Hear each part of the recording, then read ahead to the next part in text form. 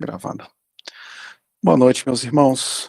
É muito bom estarmos aqui em mais um momento de tutoria, né?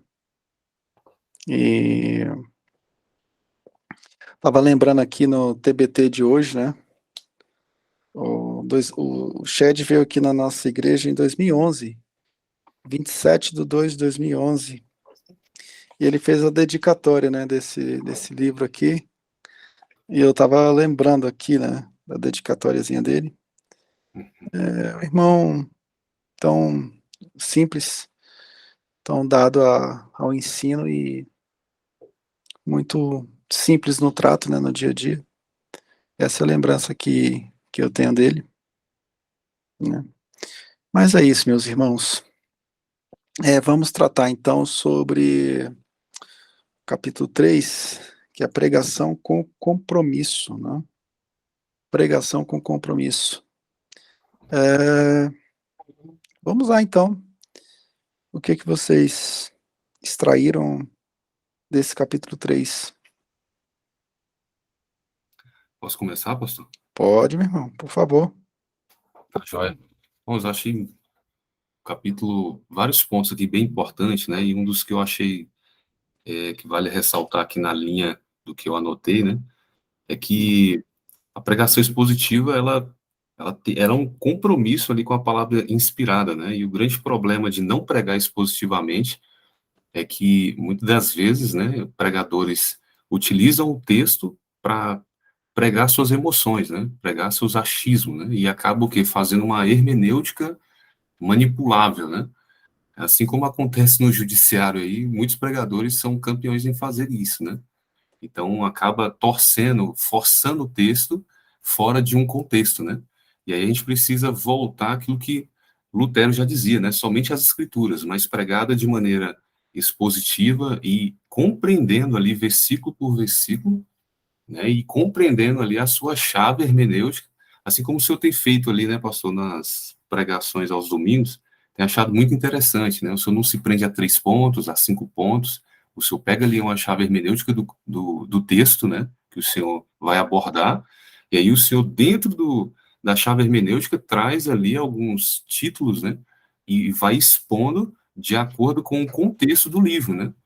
E o grande problema é que alguns pregadores ruins, né, que não são fiéis ao texto sagrado, como disse o Shed aqui, né, eles, é, eles são negligentes, né, e são infiéis à exposição da palavra, né, e daí eles acabam que pregando o sentimentalismo e não sendo fiéis àquilo que os apóstolos, né, e aquilo que as escrituras estão ensinando, né. Uhum. Então, outra coisa que eu achei interessante aqui, ele falando em Atos, né, logo no capítulo, na primeira página aqui, sobre os bereanos, né, ele falando que nós precisamos examinar as escrituras como os bereanos, né, mesmo nós reformados, né, mesmo nós que temos aí um conhecimento, pode-se dizer, um pouco mais sólido, né, devemos estar o quê? Examinando constantemente aquilo que a gente ouve até dentro desse contexto, né, que se diz pregar somente as escrituras, né. Outra coisa aqui que eu achei interessante,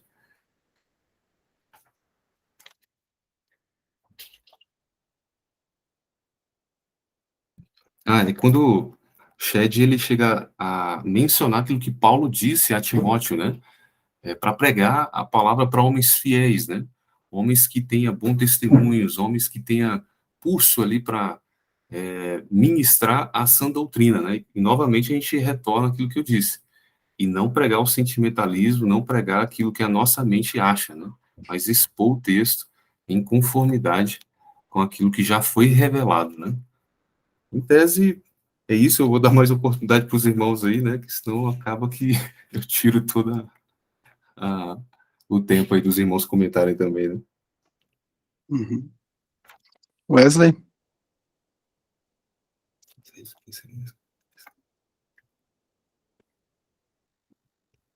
Acho que ele não ouviu, não. Pronto, Isso. estava ligando aqui o microfone. Então, esse, esse capítulo, ele falou conosco, né, acerca, né, da importância, né, da exposição bíblica.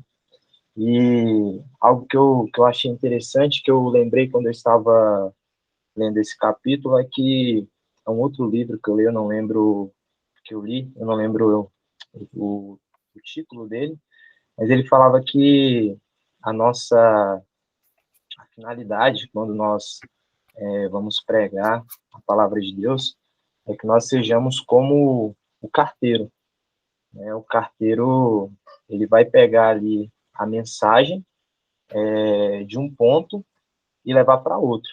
Ele não vai trazer ali, não vai impor nada ao texto. Ele só, o objetivo dele é esse, pegar a mensagem de um ponto e levar a determinado ponto.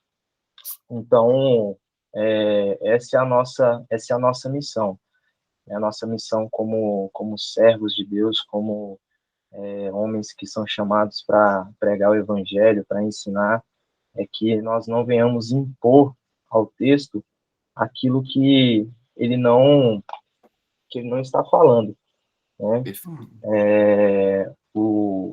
Nós não podemos desvirtuar o significado do texto para trazer mensagens como a gente vê hoje em muitas igrejas, para que os bancos sejam cheios.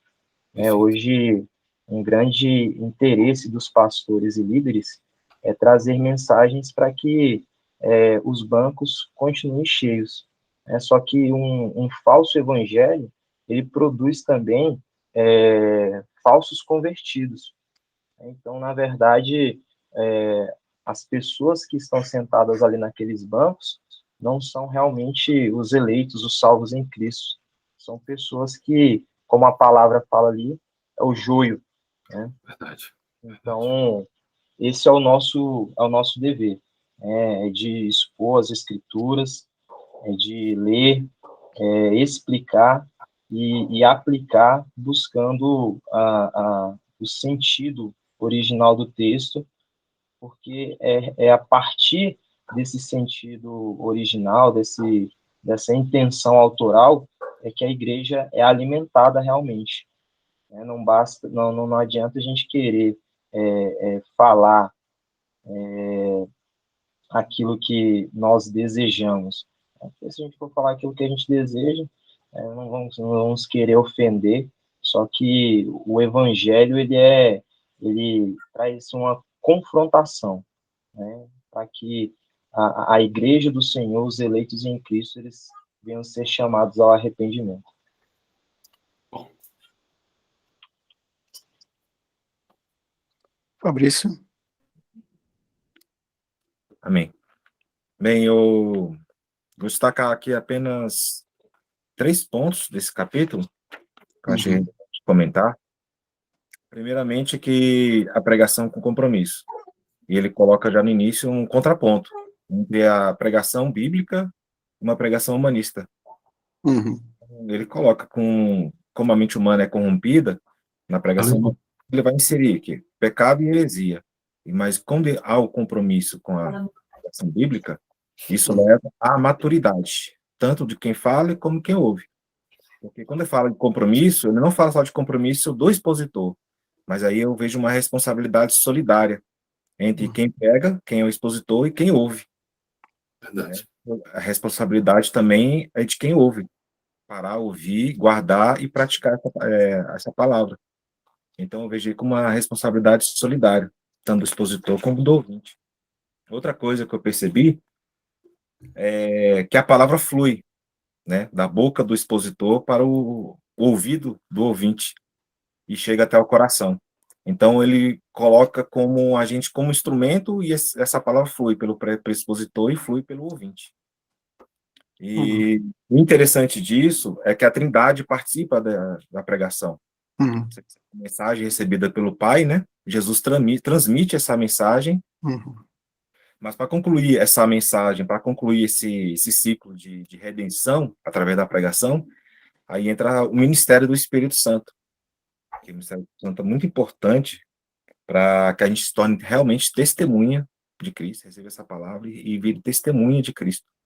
Então, ele destaca aqui o papel da Trindade na exposição e na pregação. É mais 3 pontos mesmo que eu queria destacar. Uhum. Muito bom. Aramis?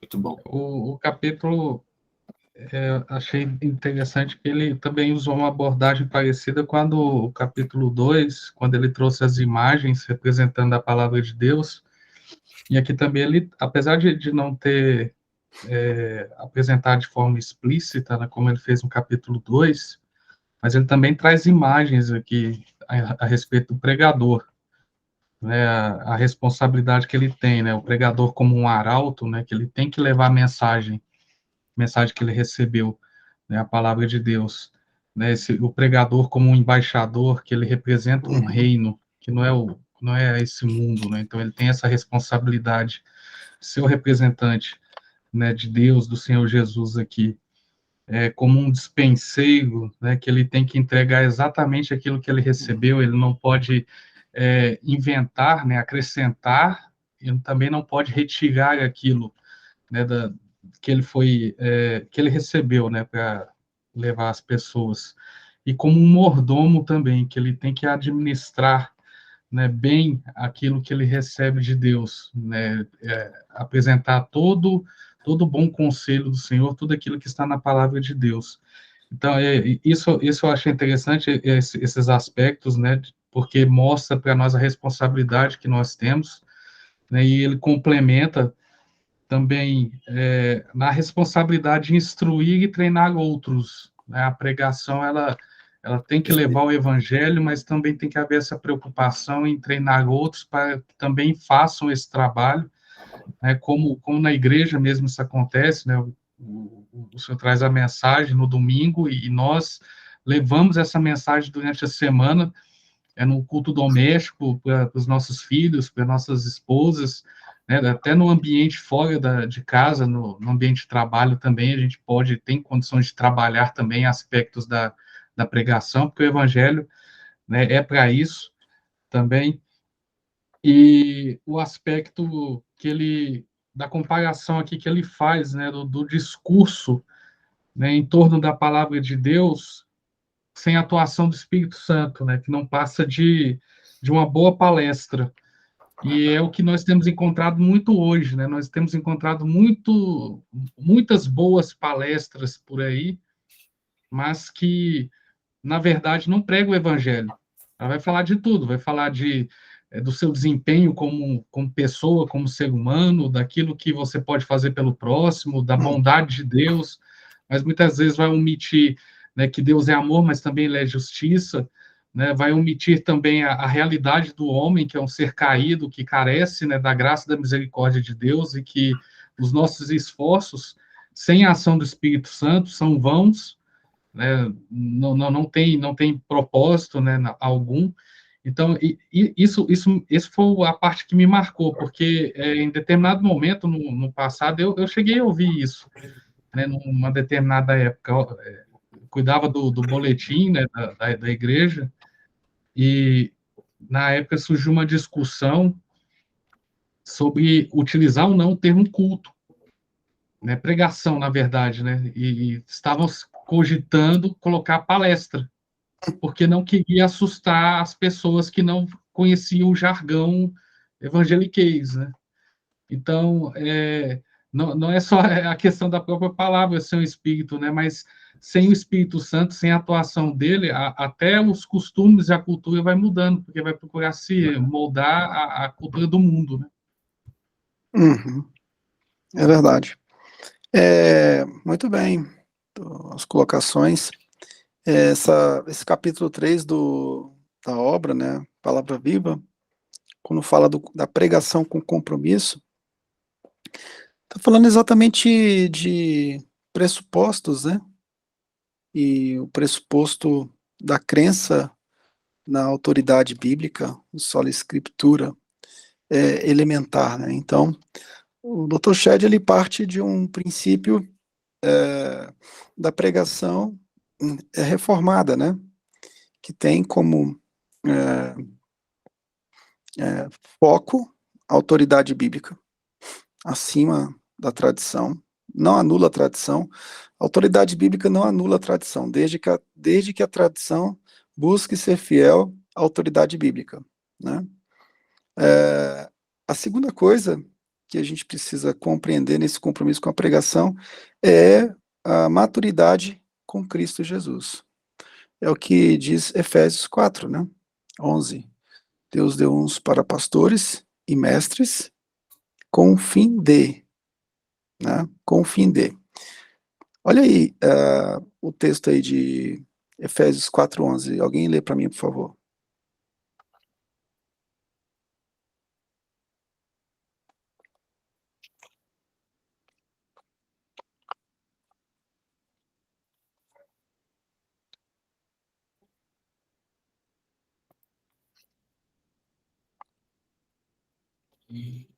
E ele mesmo deu uns para apóstolos, e outros para profetas, e outros para evangelistas, e outros para pastores e doutores.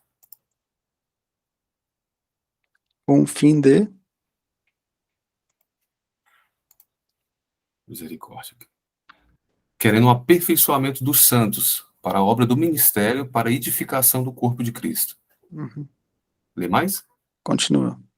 Até que todos cheguemos à unidade da fé e ao conhecimento do Filho de Deus, a homem perfeito, à medida da estatura completa de Cristo, para que não sejamos mais meninos inconstantes, levados em redor por todo o vento de doutrina, pelo engano dos homens, que com astúcia enganam fraudulentamente.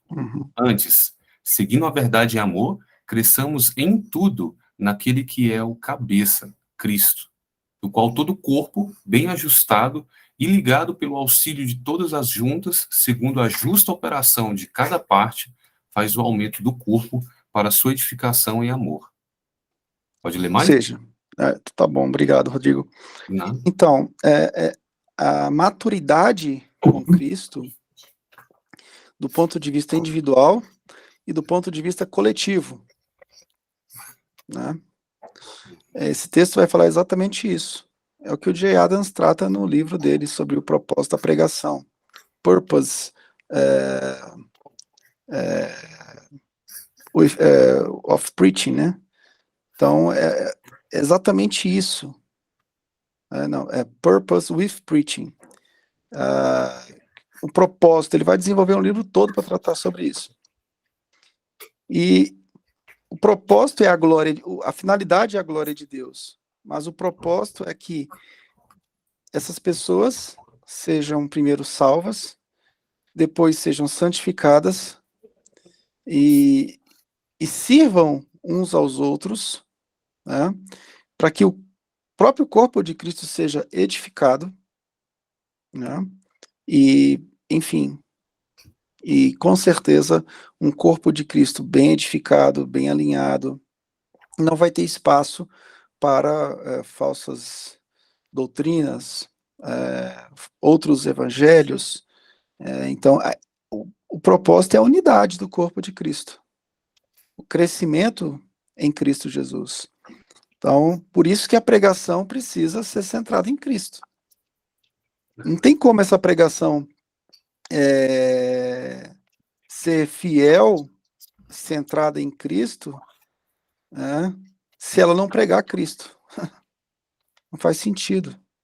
Se o propósito da pregação é que o corpo de Cristo seja edificado, para que o povo edifique uns aos outros, né, para que esse corpo chegue à unidade do conhecimento de Cristo Jesus, como é que essa pregação pode se desenvolver sem a centralidade do Evangelho do Senhor?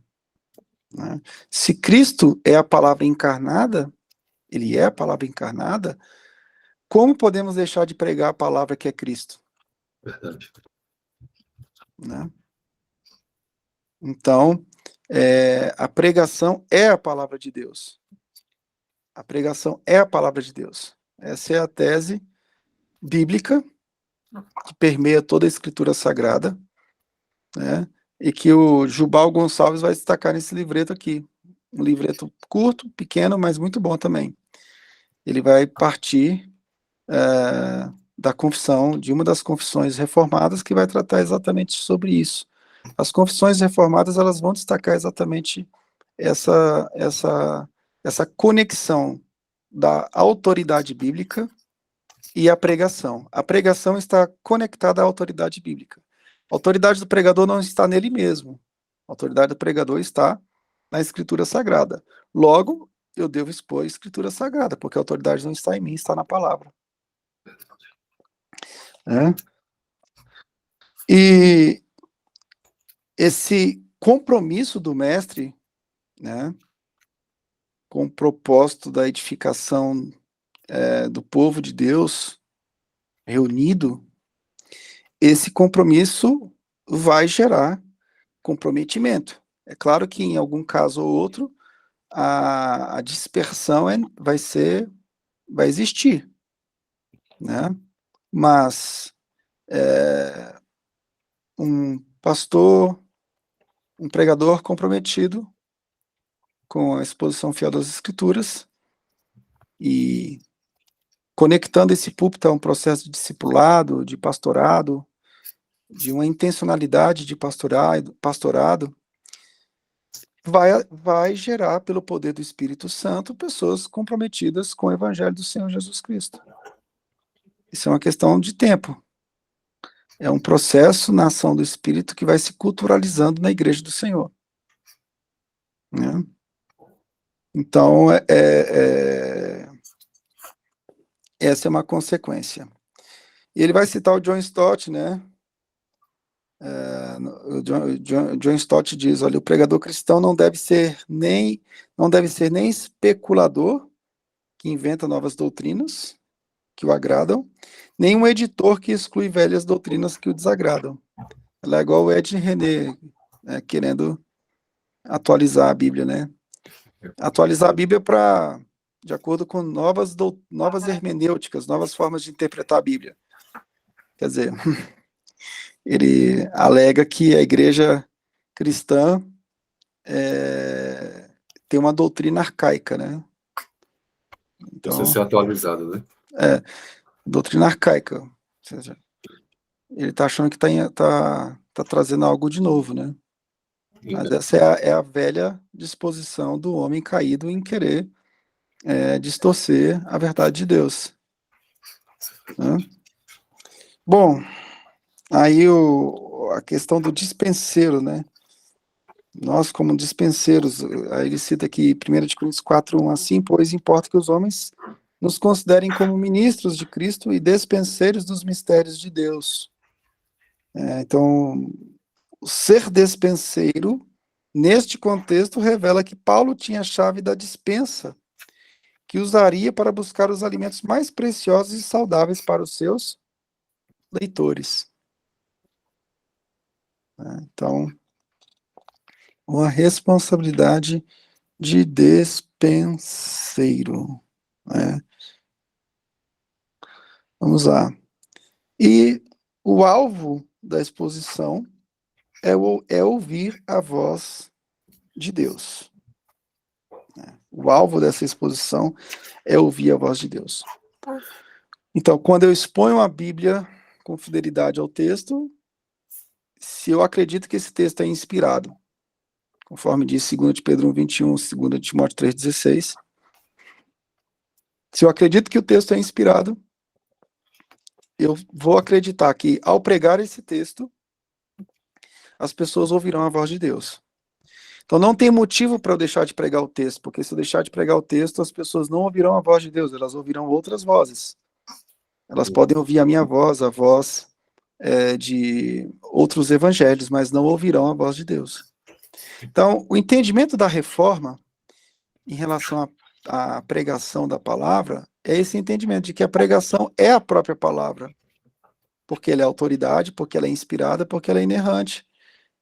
E ela é autoritativa, tanto em questões de fé e questões de prática. Então, essa forma de interpretar as Escrituras é uma forma reformada, que nós usamos hoje e iremos usar até Jesus voltar, porque é a forma que glorifica a Deus.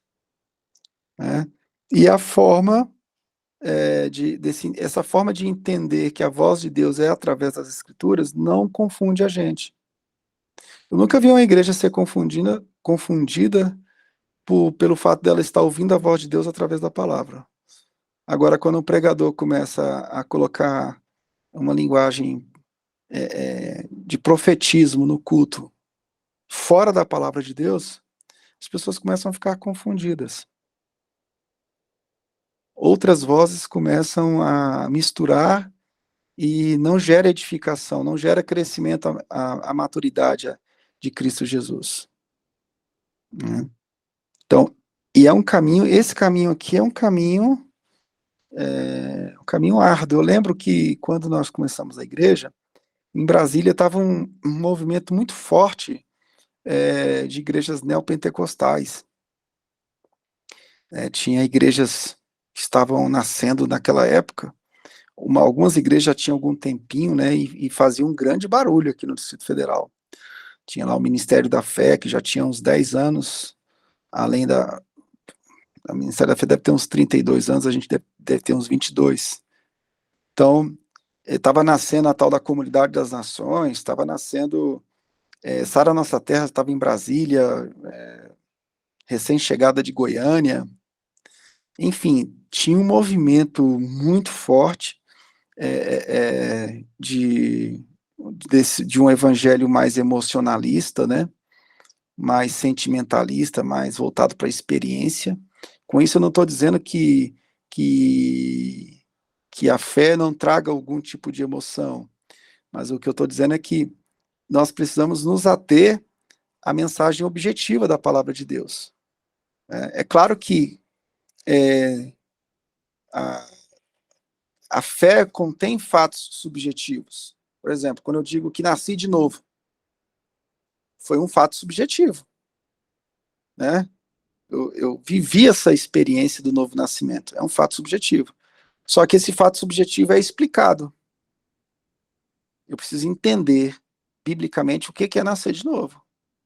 Então, mas nessa época estava esse movimento todo, né? Igrejas com célula, despontando, né? Enfim.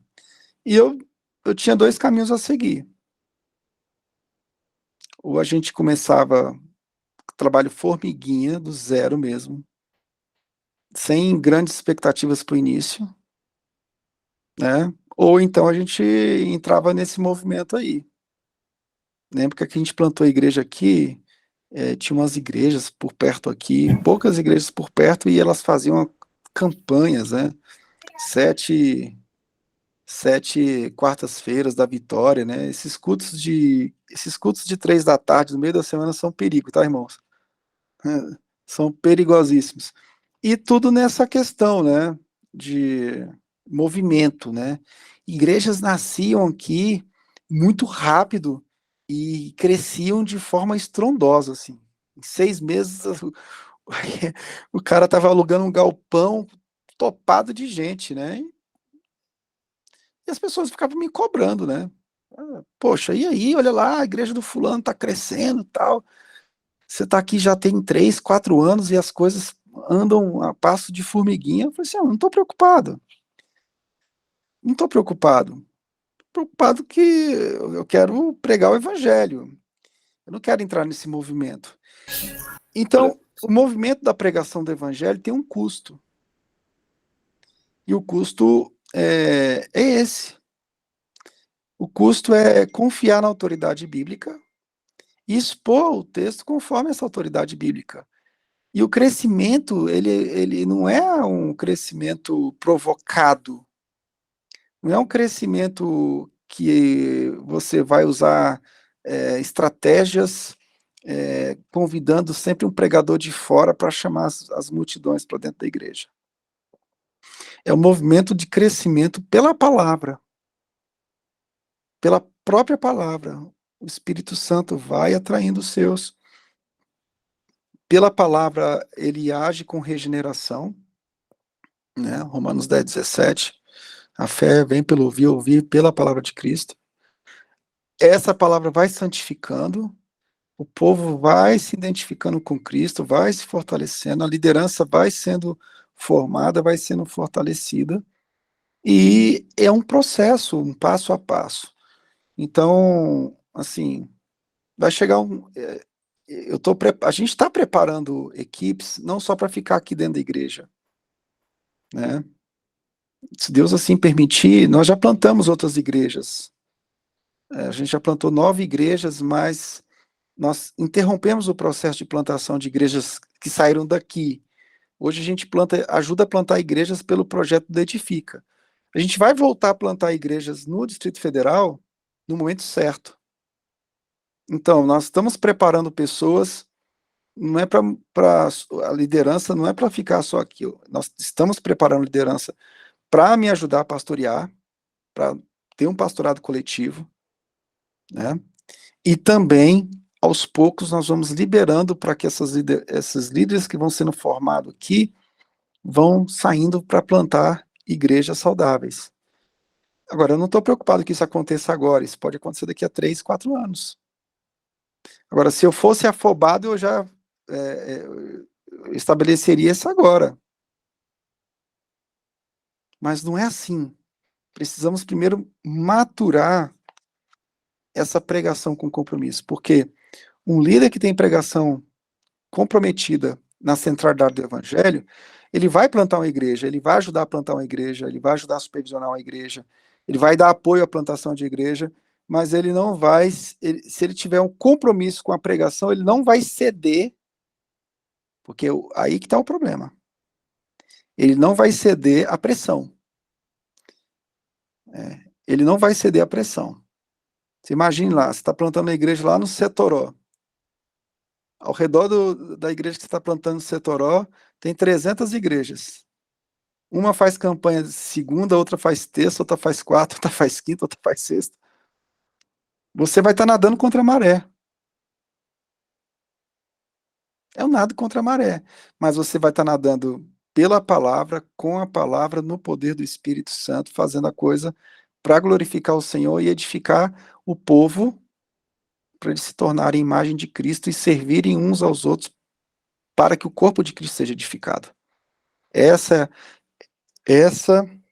é a grande questão. É a grande questão. Pastor, posso fazer uma pergunta? Claro. Como foi o início do ministério do senhor? Como é que era o modelo de pregação que o senhor adotou no início do ministério do senhor? Então, meu início, minha pregação era mais textual. Né? Era uma pregação textual.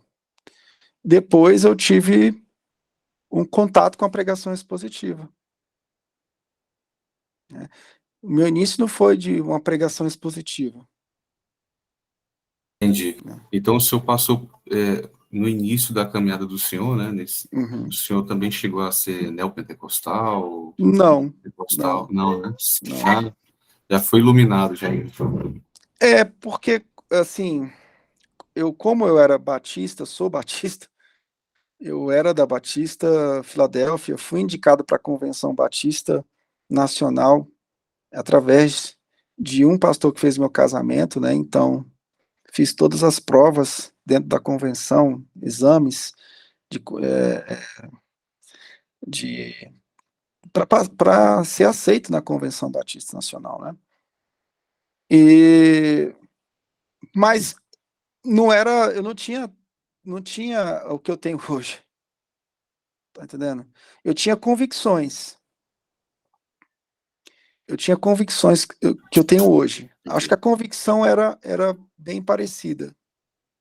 Eu não queria, eu já sabia o que eu não queria, né? Mas com o passar do tempo, você vai tendo contato, né, com essa robustez, porque os batistas, eles tiveram uma origem reformada. Né? Tiveram. As confissões de fé batista, por exemplo, New Hampshire, né? A própria confissão da CBB, que agora foi alterada, parece, salvo engano.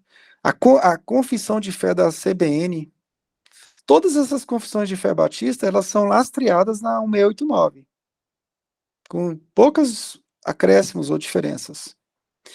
Só que As confissões batistas têm uma origem na fé batista reformada, mas a prática ela é muito pragmática. Então, no meio batista, a prática se tornou pragmática, ou seja, vamos fazer aquilo que dá certo.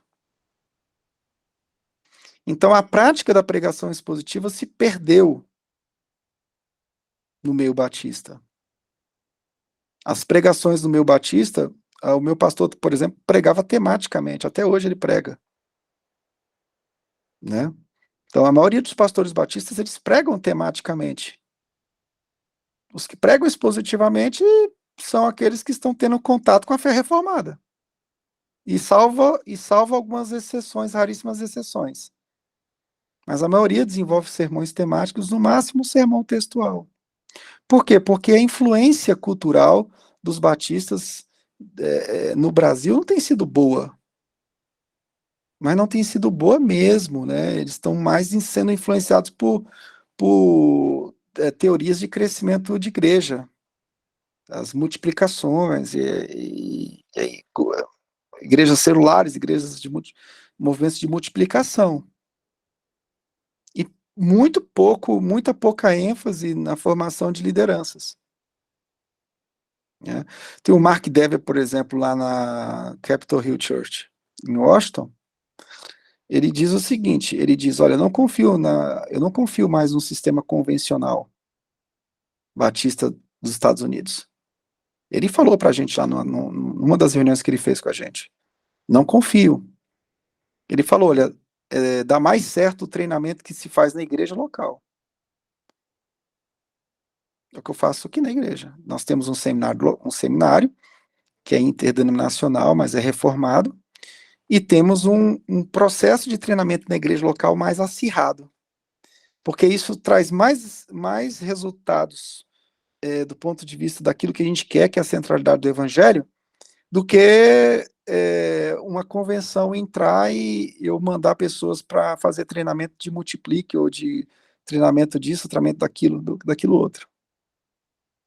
São coisas assim, pensado de modo miojo, né? Ou então um tal do MDA e tal. São processos de crescimento de igreja, mas eu acho que é muito instantâneo, muito chapado. Eu creio que precisa de ter mais base, precisa ter mais mentoria. Para a gente formar os PGs aqui, por exemplo, eu não confiava nessa questão de pequenos grupos, eu tinha muita resistência. Para eu começar a liberar os PGs aqui na igreja, eu treinei, eu caminhei com líderes todo domingo, 3 anos. 3 anos ou mais. Imagine, reunião todo domingo durante 3 anos ou mais. Para eu ter confiança de que as pessoas que estão indo, e ainda assim a gente pode errar, a gente erra. As coisas às vezes não dá 100% certo, tá entendendo? Mas a convicção que a gente tem é que a gente treinou essas pessoas. Né? Então, é por aí que a gente foi amadurecendo. E a história da nossa igreja é uma história de uma igreja que foi se reformando a cada ano, né? A nossa igreja não nasceu de movimento de Facebook, de reforma protestante de Facebook. Né? As pessoas ficam perguntando, rapaz, a igreja de vocês, ela virou reformada depois dos movimentos de rede social? Eu falei, não. Não mesmo, antes de Facebook, a gente já trabalhava 5 solas. A gente já trabalhava, o Shed veio aqui em 2011. Acho que nem existia Facebook, se existia, estava no início. Então, foi um processo, né? Um processo. Essa questão da restauração do púlpito, essa questão né? Então, eu nunca quis aderir ao movimento. Né? E quando eu casei com a Gisele, eu falei, eu perguntei para ela, e aí, o que você pensa? Quando eu estava noivo dela. Então, ela já tinha uma compreensão mais ortodoxa da igreja, né? Então, isso aí casou, né? Enfim, mas a gente tem muito chão para andar. Uma igreja, ela amadurece a partir do momento que o púlpito está amadurecido, a partir do momento que nós entendemos que o ápice do culto público é a pregação. O momento mais importante é o momento onde a congregação para ouvir a voz de Deus, né? E o desenvolvimento disso durante a semana, que é outra preocupação que eu tenho também. Não adianta só a gente subir no púlpito e pregar. É necessário ter um processo de mentoria, de discipulado, de pequenos grupos, de oração. E é necessário ter intencionalidade no discipulado. Porque eu conheço bons pregadores expositivos que até se gabam, né? Falam, eu sou pregador expositivo, acabei de pregar no meu púlpito expositivamente. Ok. O primeiro passo foi dado. O segundo passo é, você está verificando realmente se essas pessoas estão entendendo, estão vivendo? Isso é, quer dizer, o processo do discipulado. E é essa parte que dá muito trabalho. Tem que ter muita paciência de puxar as pessoas para perto. Porque as pessoas que chegam na igreja, elas podem até dizer para mim assim, eu sou reformado, estou vindo para cá porque essa igreja é reformada, eu li todos os livros do John Piper, e eu vou dizer, ok, ok, glória a Deus, very good, só que eu vou puxar essas pessoas para perto. Eu quero verificar realmente se essa teologia toda que a pessoa está dizendo que tem, ela realmente tem. Porque o grande erro também é esse, né? As pessoas chegam e você não puxa para perto e começa a demandar, começa a entregar, começa a delegar. Daqui a pouco, aquela identidade que você queria formar na sua igreja local, você não consegue formar. Porque você confiou, né? Às vezes a pessoa leu um livrozinho do John Piper e diz que é reformado, né? Então, é um processo. É um processo, porque a nossa igreja não virou reformada da noite para o dia. Mais de 20 anos, labutando, arrancando carrapicho, tirando as arestas, reparando. A cada ano a gente tá sofrendo, a cada ano a gente está vendo que precisa mudar, a cada ano a gente está mudando, sabe? Buscando na palavra de Deus mudanças para crescermos em maturidade cristã. Não é fácil, né? Por isso que o processo de plantação de igreja não é da noite para o dia, né? E a gente não pode querer isso, tem que ter muita paciência. É por isso que igrejas reformadas, elas, por exemplo, presbiteriana no Brasil, as que são reformadas, porque tem muita igreja presbiteriana no Brasil que tem nada de reforma. Isso é por engano, dizer que é presbiteriano e reformado. A maioria não é. São poucas que resguardam a identidade. E as que resguardam a identidade, eles demoram muito tempo para abrir congregações, para plantar outras igrejas. Eles passam muito tempo maturando formação de liderança. E eu estou convicto disso. Estou muito convicto disso. Porque quando você vai delegar, você delega uma galera que está firme, que está forte. E outra coisa, as esposas. As nossas esposas precisam ter convicções doutrinárias seríssimas. Tem alunos essas convicções que nós tratamos hoje aqui, as nossas esposas precisam ter também. Eu tenho um aluno na pós-graduação que estava desesperado, porque o cara, ele é um reformado, pastor da Assembleia de Deus, que reformou o cara, convicção reformada dele, né?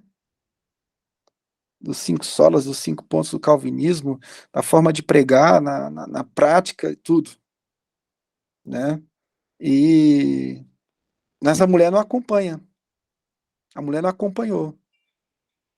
Ele está tendo sérios problemas, né? Está tendo sérios problemas na igreja local. Difícil, né? Quando eu digo que ele reformou, há discussões, né, se o pentecostal pode ser reformado ou não. Enfim, eu não quero entrar nessa discussão, mas ele aderiu muito bem às doutrinas da graça. Vamos mudar a terminologia. E quando ele vai pregar, por exemplo, a mulher dele, mas amor, você estava dando um estudo bíblico. Quer dizer, a visão dela de que se você pregar isso positivamente, você está dando um estudo. Então, treine as mulheres, repassem essas coisas para as mulheres, conversem muito com as mulheres. É um processo longo com as esposas, né? Que as esposas, elas são extensão, elas não são pastoras, não são presbíteras, né? Mas elas são uma extensão muito importante nas nossas vidas. Elas que cuidam geralmente da sociedade de mulheres, né? Elas que vão auxiliar a gente de uma certa forma na caminhada. Meu Deus, se elas não estiverem com a gente, meu irmão, é você com a sua ortodoxia por um lado e sua esposa ouvindo o padre Fábio de Médulo do outro. Né? Então tem que chegar para a mulher e falar, olha, meu amor, isso aqui está certo por conta disso, disso, disso, aquilo ali, você já tome cuidado. Igual um amigo meu fala que é reformado, mas a esposa vive com alta ajuda na internet, né? Não, a minha igreja é reformada, eu sou um pastor reformado, mas a esposa tá postando coisas de alta ajuda na internet. Então eu acredito que ele seja um pastor reformado realmente, mas eu acho que ele esqueceu de tratar disso com a esposa, né? Um comentário aí, meus irmãos? É comentário das esposas. Já tá ali Sim, perto aqui. Às vezes, quando ela tá ouvindo Paulo Júnior aqui, pastor, chega em casa aqui, rapaz, dá até medo, viu? A mulher tá tão braba aqui que, brincadeiras à parte, mas a linguagem do Paulo Júnior, né, foi muito boa, assim, pra Jéssica, né? Sempre eu gostei de ouvir ali Nicodemos, né? Mais os americanos ali, Steve Lawson, né? Paul Washer, Piper também. Mas depois de um tempo, assim, ouvindo com a Jéssica novamente, Paulo Júnior, sabe? Eu vi que realmente algumas coisas que ele é muito aplicável, né? Ele traz uma aplicação um pouco mais rigorosa ali, muitas das vezes, pelo fato de ser bem puritano, né? Mas que eu tenho visto um crescimento muito grande na minha esposa, e eu tenho glorificado a Deus, sabe? Por mas isso. é legal que ela ouça mais bons pregadores, mas não confie. É, Porque, sim, assim, o Paulo Júnior, eu não conheço o trabalho dele, mas, assim, pelo pouco que eu tenho visto, é uma pregação que acho que agora que ele está buscando a centralidade do Evangelho, é uma pregação com muitas marcas de santificação, mas a reclamação da turma é que ele conectava muito pouco isso à doutrina da justificação. verdade. E aí a pregação se torna legalista, se torna moralista.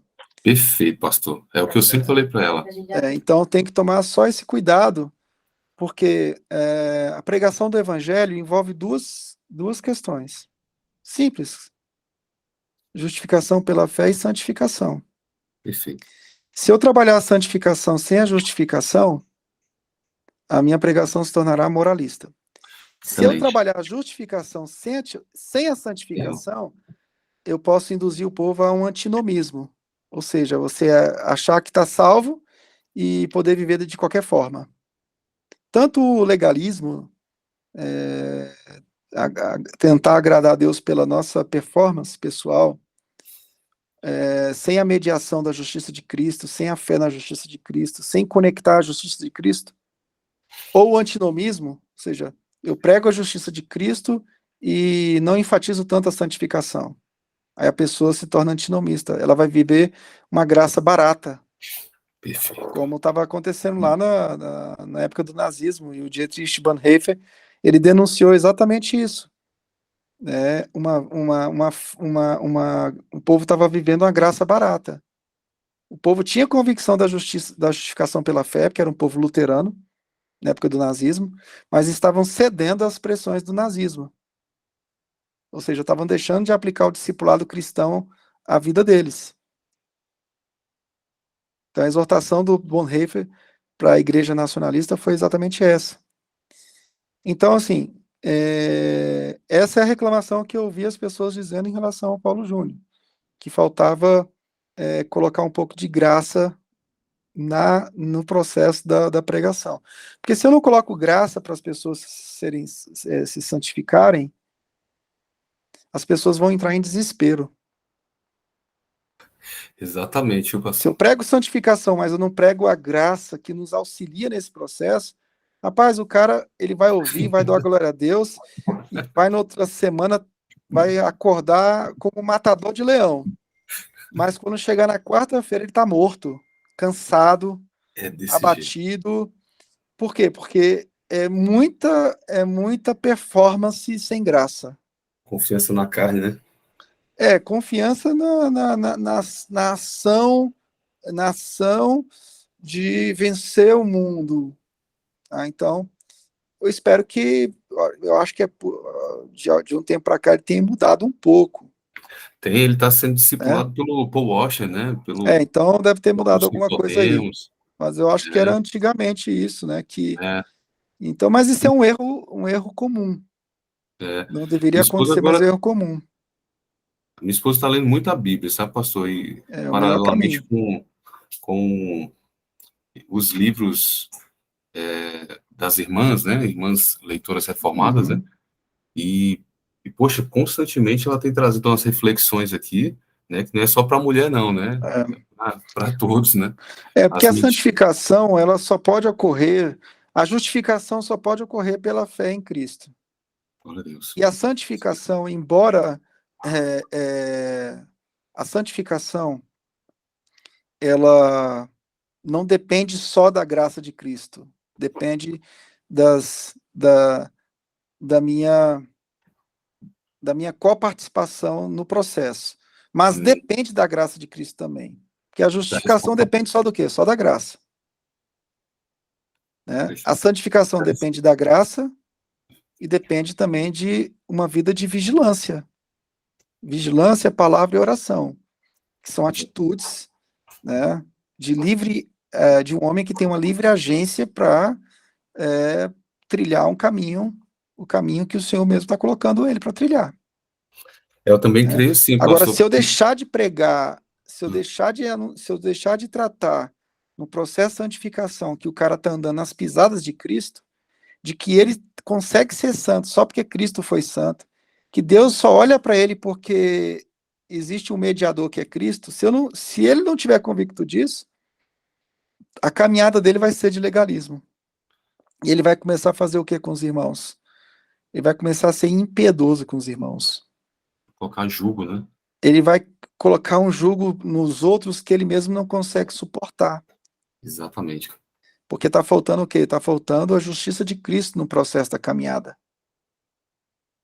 Perfeito. A gente é santo não é porque a gente pode, que a gente é bom o suficiente. Porque Cristo foi. A gente Eu só falo isso consegue por mim porque mesmo. ele... E, pastor, teve um período que eu fui para Franca, né, em 2010, 2009, e aí eu andei um pouco lá com o Paulo Júnior, né, com o pessoal lá, aprendi demais, principalmente a orar, é uma igreja de muita oração, né, mas eu me deparei constantemente com essas coisas no meu coração, sabe, eles têm um puritanismo muito exacerbado lá, sabe, tem as coisas boas, né, mas essas questões, quando eu voltei para Brasília, eu falei, caramba, acho que eu preciso rever isso aqui. Acho que isso aqui é legalismo, isso aqui não é um evangelho equilibrado, sabe? Aí você vai colocando um julgo, às vezes, muitas vezes, se comparando, né? Poxa, fulano tinha que fazer isso, tal, sendo que cada um tem um contexto, né? Mas, enfim. Porque, assim, eles, às vezes, as biografias que nós lemos são importantes. Quando a gente lê biografias, isso é muito importante. Só que a gente tem que entender que Deus, na história, ele usa pessoas, ele levanta pessoas para determinadas missões na história, que não necessariamente é a nossa. Verdade. Então, se você parar para ler a biografia de Calvino, daqui a pouco o cara quer ser igual ao Calvino. Tá entendendo? E ele começa, aí quando ele percebe que a história dele não vai ser idêntica, ele não está sendo idêntica de Calvino, ele começa a entrar em desespero. O cara lê os puritanos, lê a biografia dos puritanos, né? Então, ler biografia é muito importante, porque traz um certo nível de encorajamento. Mas nós temos que tomar o cuidado, porque Deus, na história, ele levanta pessoas para propósitos específicos. Deus não vai levantar em tempos diferentes, pessoas com o mesmo propósito para determinadas regiões. O propósito de Deus para Calvino em Genebra foi um.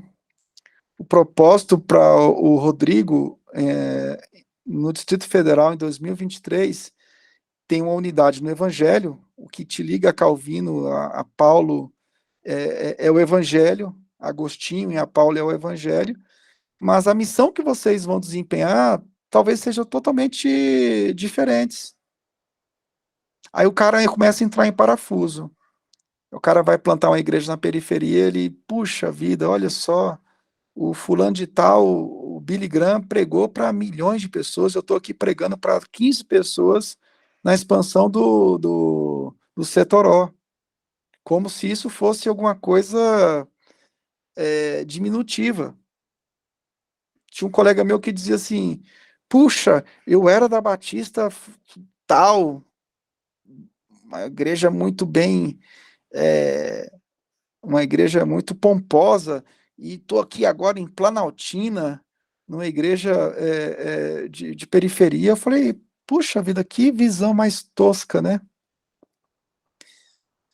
Que visão mais tosca do evangelho, né? Então, no local que nós estivermos, com a história que Deus tem para fazer naquele local, para a glória do evangelho dele mesmo, você precisa se dispor, né? Então, nem todos vão ter o desempenho que John Wesley tinha, né, de fazer tantos cultos nos lares como ele fazia. Pastor. Oi? Mas eu acho que isso é uma visão equivocada, essa questão de que eu vou pregar para grandes multidões, eu vou ser um evangelista de milhares, né? Porque quando a gente olha para a Bíblia, nós entendemos que o nosso maior ministério é dentro de casa. Uhum. Então, quando a gente compreende que o nosso maior ministério é pregar para nossas esposas e para os nossos filhos, os outros, né, acabam sendo meio que pequenos perto desse maior ministério. Então, o maior ministério é conduzir meus filhos a Cristo, minha família a Cristo. Né? E eu acho que essa é a visão equivocada desses pastores modernos aí. Verdade. Bem, mais alguma consideração? 1 hora de mentoria, de tutoria já foi. Se passar de 1 hora, a gente começa a piscar os olhos, né? Então, gente, eu agradeço a participação de vocês. Eu que agradeço. Deus abençoe. E vamos em frente, na centralidade do Evangelho. A próxima lição é a 4. Né? A 4ª lição, a gente vai fazer umas atividades diferentes a partir da 4ª lição, preparando para pregar expositivamente. Né? Bom, para quem participa da oração diária, amanhã eu aguardo vocês, 7 horas da manhã. Um abraço aí, viu, gente? Boa noite para vocês. Deus abençoe. Valeu. Tchau, tchau. Valeu, mestre.